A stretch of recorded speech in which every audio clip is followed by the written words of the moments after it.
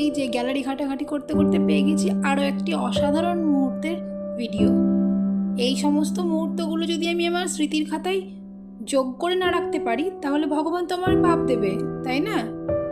দেখো, এই হচ্ছে আমার মেজ বোনের আইবুড়ো ভাত, যেটা ছোট কাকিমার তরফ থেকে সম্ভবত ওর বিয়েতে এটা ছিল ওর সেকেন্ড আইবুড়ো ভাত, কারণ ফার্স্ট যে আইবুড়ো ভাতটা হয়েছিল সেটা দিয়েছিলাম আমি।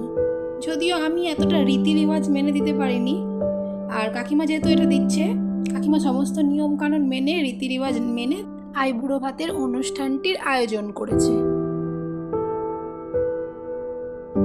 এই যে আমরা কাকিমা বলে সম্বোধন করি, এই যে কাকিমা, ঠিক কখনো কখনো ভালোবাসা দেখানোর যখন পরিস্থিতি আসে তখন সেই কাকিমা অনেক ক্ষেত্রে মায়ের জায়গাটাই নিয়ে ফেলে।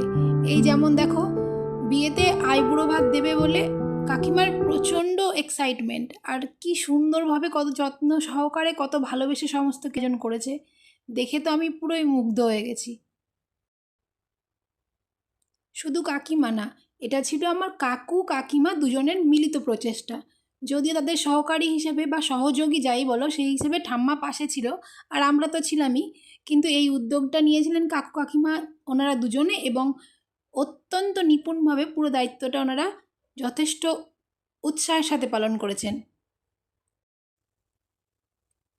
তাই আমি ভগবানের কাছে সবসময় প্রার্থনা করি ভালো থাকুক এই মানুষগুলো, যারা আমাদের ভালো রাখে প্রত্যেকটা মুহূর্তে, যারা আমাদের ভালো থাকা খারাপ থাকা নিয়ে চিন্তায় থাকে, তারা ভালো থাকুক, সুখে থাকুক, এই প্রার্থনাই করি আমি মঙ্গলময় ঈশ্বরের কাছ থেকে।